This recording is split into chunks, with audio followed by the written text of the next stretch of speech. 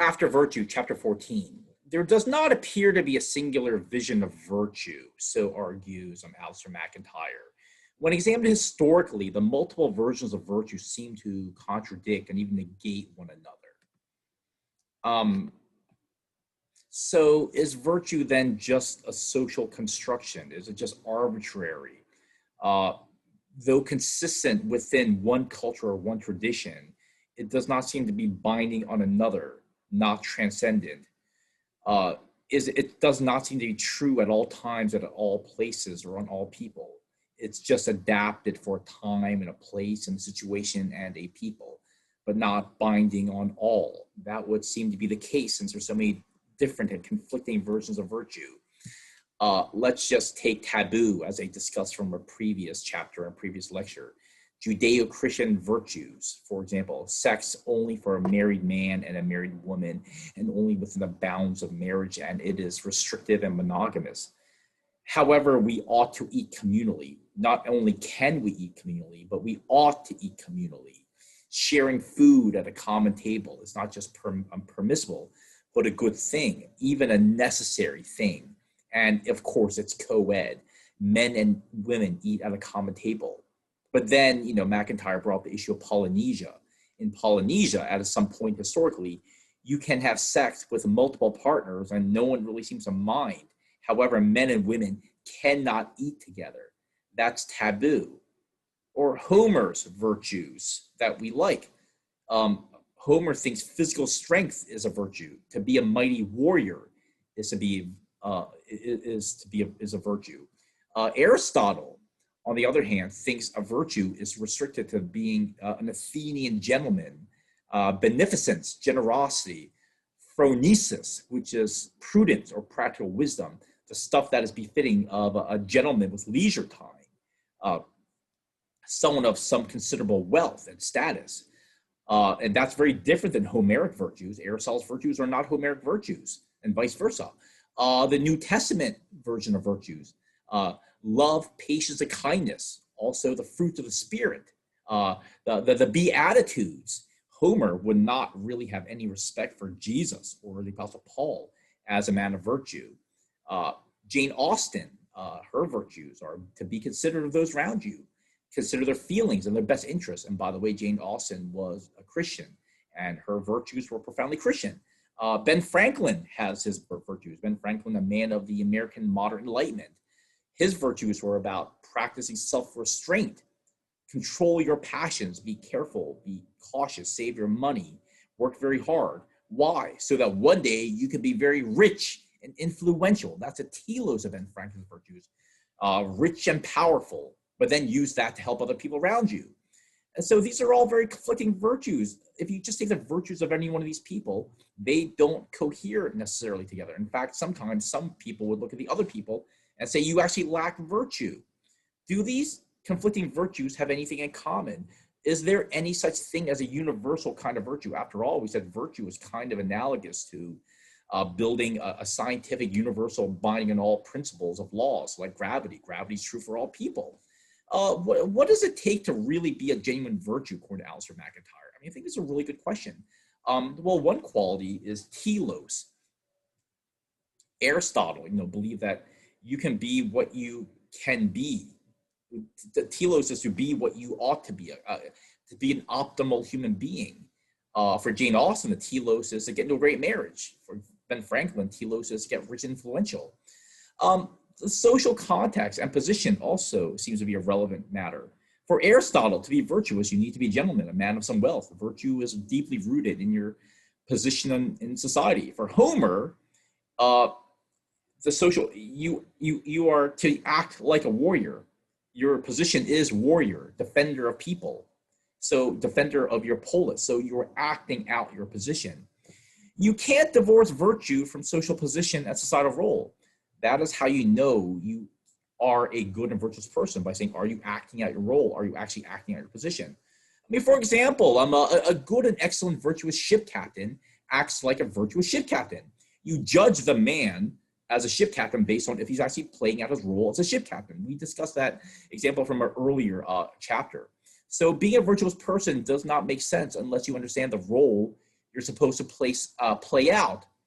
Another thing, virtue presupposes a standard of ethics that pre-exists you and stand outside of you. So you need to submit and yield to this external standard. You need to be judged by this standard. Let me offer an illustration. Let's say you're young and you want to become a great violinist. My daughters are taking violin lessons. I don't know if they'll be great violinists one day, but they're taking violin lessons. So in order to be a great violinist, or even to be a competent violinist, you need to take lessons. You need to practice and do exactly what your master teacher tells you to do. Follow the right techniques, play the right notes, keep proper rhythm, learn how to read music the right way, learn the clefs. You must yield to the standards that are outside of yourself. There's a discipline, a practice of violining, and it's not in you, it's out there, and you must yield and conform yourself to that standard out there.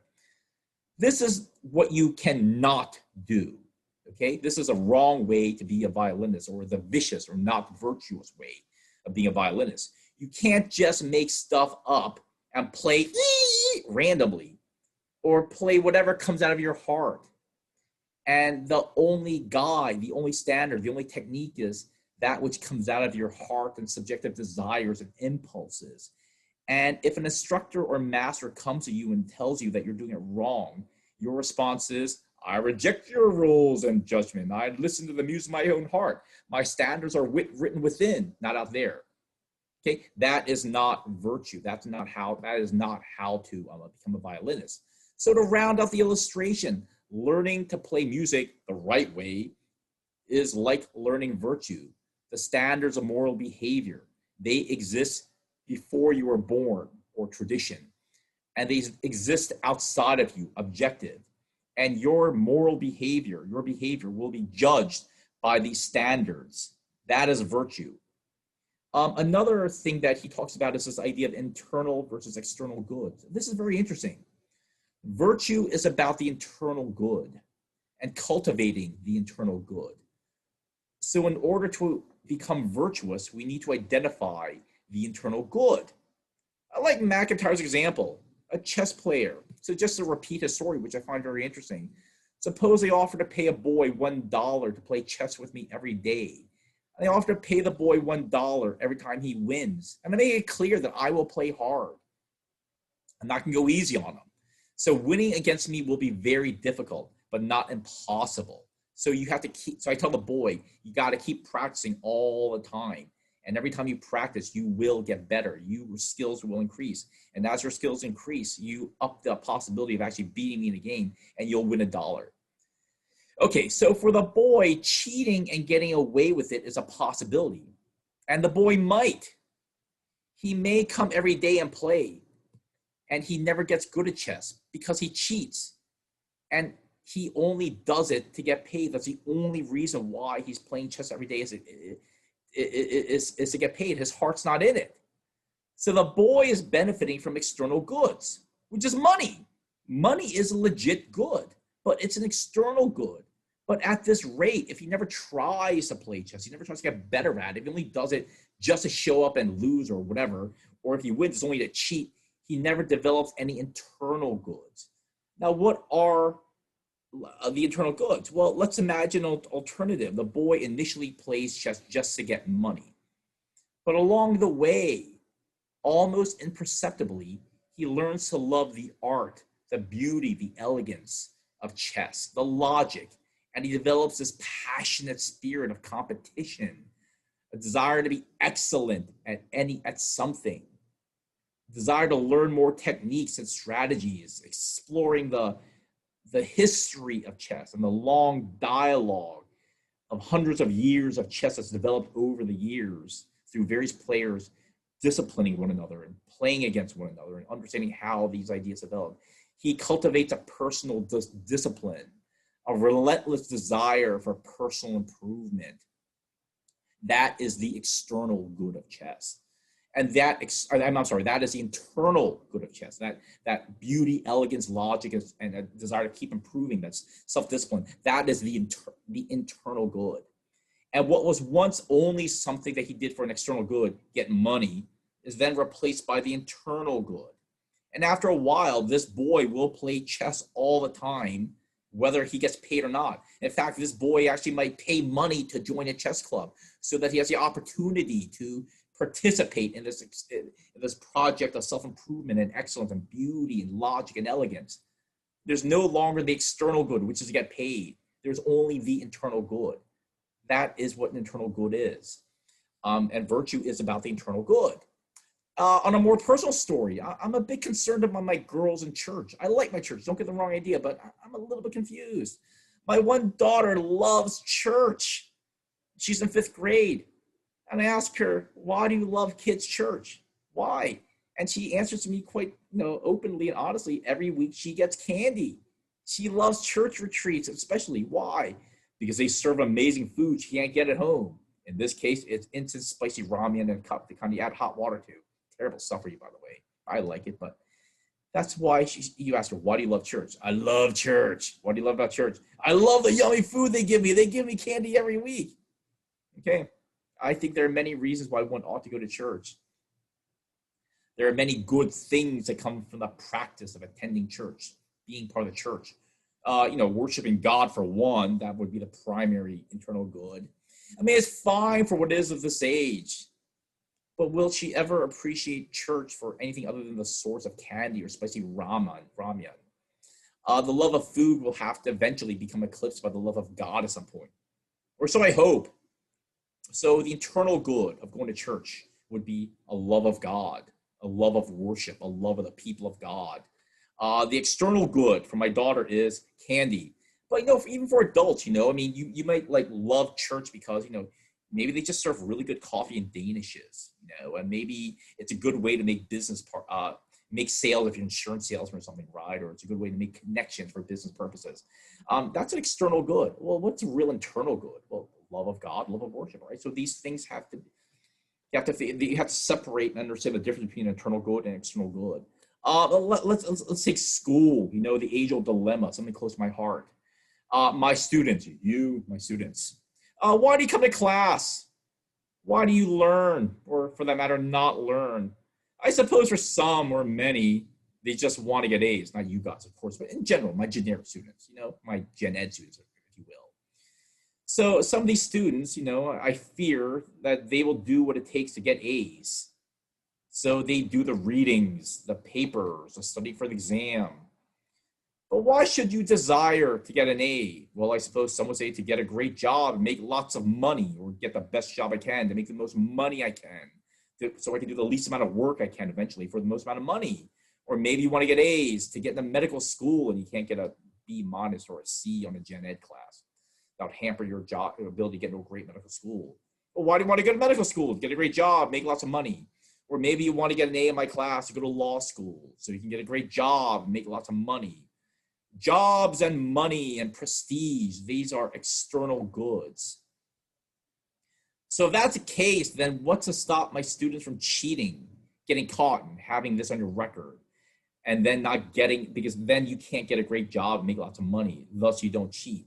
But what if you're really good at cheating, right? What if I could tell you that there's a 99% chance of getting away with it? And all you really want are the external goods. And I think logically, this person would cheat. That seems to be the logical decision this person ought to come up with. But even if you don't cheat, that's rather drastic. You would do the least amount of work to get the A. You would not exert yourself any more than what you have to do. That's like wasted energy that you could be spending on something else. It would be like going to the drugstore and buying a $3 candy bar. And you go to the cashier and you say, you know what, here's $6. I just want to pay you more money than I have to. Your exertion to study more than you have to. So this is how much it takes just to get an A and you know it. Would you read a page more, write a page more, work a little bit harder on your essay to think deeper about the subject? When you've already got the A, why would you study any more? Because your extra exertion beyond the A is like paying more money. Why would you pay more when you don't have to? Why would you do more when you already want an A and that you got that already? In other words, I mean, you can ask a student of mine, not you guys, but some students like, so, the class is over, you got your A. Would you ever read your books again? Would you ever reread the books you once read because you thought there's just more in there that I didn't get the first time, or maybe I'll learn more? Imagine you say, well, I got the A already. Why bother? Because that was the external good to get the A. But there are internal goods that come from studying history or West Civ, non-utilitarian goods. It's not about getting a job, though that's nice. Or making more money down the line. History makes you wise. It gives you insight into the essential nature of the human race. It is a record of the epic story of the collective efforts of mankind as they heave mountains on top of mountains as they try to transcend their given state and become something greater, to see further, to do more. That is the internal good of studying history. I believe it makes you wise, gives you insight into human nature and the nature of the world. That's the internal good of studying history. That's a virtue of studying history. There are external goods and there are internal goods. So virtue is giving oneself over to the internal good. Or this is how MacIntyre defines virtue with regards to internal goods. A virtue is the acquisition of the qualities and practices which allows one to achieve the internal goods. MacIntyre also brings up the idea of practice. Virtue is built on practice. Now, this use of practice is very specific and very particular.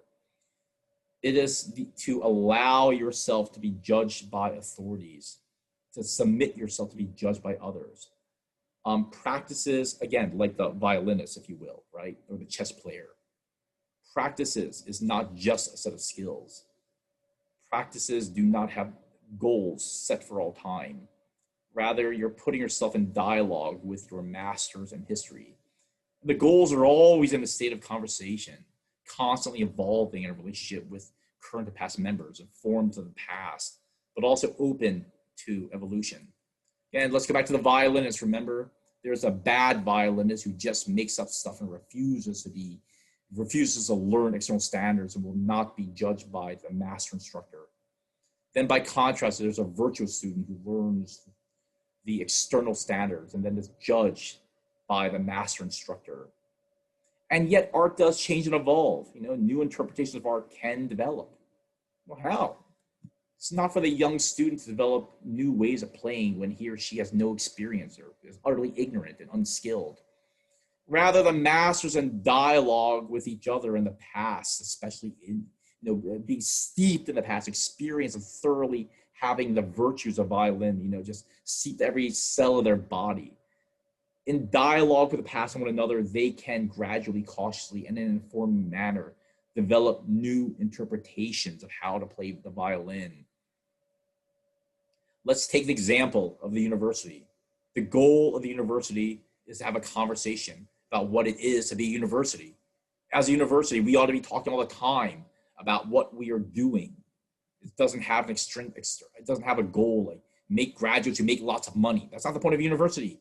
The point of university is to think about what it means to be a university. So what does all this have to do with virtue? Well, it's not that we are inventing a new morality. We can all commit adultery and lie now, okay, revision. But rather, virtue does evolve sometimes. It must evolve sometimes. Let's take bioethics, cloning. Is it wrong? Is it immoral to clone a human being? How about this? Is it wrong to modify the genes of my child in utero to prevent future cancer? Well, for that matter, is it immoral not to? If I know that my future child in my wife's womb is gonna have cancer, would it be, and I could change it like that, by tinkering with things, would it be immoral not to? Because it's destined my child to have a painful cancer. Is it moral to? Is it moral not to? Or how about modifying the genes of my child in utero to make him faster, stronger, smarter, designer genes? Is it immoral not to when I could have done it just like that? This is what I mean by virtues open to modification and evolution. There's no Bible verse that says thou shalt not clone. Because there was no cloning back, in the Bible days. Cloning and genetic modification is brand new technologies. It's just here right now, barely here. It's going to be here soon. So how do we decide whether it's moral or immoral to clone or to do genetic therapy before the kid's born? It's not clear cut to me. It requires a dialogue with those who are steeped in the virtues, and it requires dialogue with the past. That's what I mean by virtues are not clearly set in stone all the time. It's open to growth and evolution, a certain kind of growth and evolution, not that violinist kid who says, I make stuff up. No, no, no. It's not for that kid. It's for those who know it, who are steeped in it, who are in conversation with each other and the past. He goes on to say practices are not to be confused with institutions, medical doctors versus hospitals, right? To be a medical doctor is a practice. Institutions are not practices. Chess players versus chess clubs, scholars versus universities. So I'm a historian and a scholar. I just happen to be employed by Eastern, and they cut me a paycheck every month. If I got fired by Eastern, I'd still be a scholar because that's my practice, what I do. And, another point that he makes, he sounds rather bitter about it. It's like he's bitter about lots of things, apparently. But institutions are not always concerned, institutions are always concerned with external goods, like pay, promotion, prestige, for example, at the university, where a scholar is concerned with internal goods. He also makes a point that oftentimes, though it's sad if it is, internal goods and external goods are, in fact, in conflict with one another. Like if you seek to be virtuous and seek the internal goods, you may forego the external goods. If you seek to be virtuous and do the right thing or not all the time, you might not make as much money as you want to, as you would like. If you seek to be virtuous, you might have to sacrifice prestige along the way. And to be virtuous is to seek the internal goods and risk forfeiting the external goods. All right. Thanks, guys.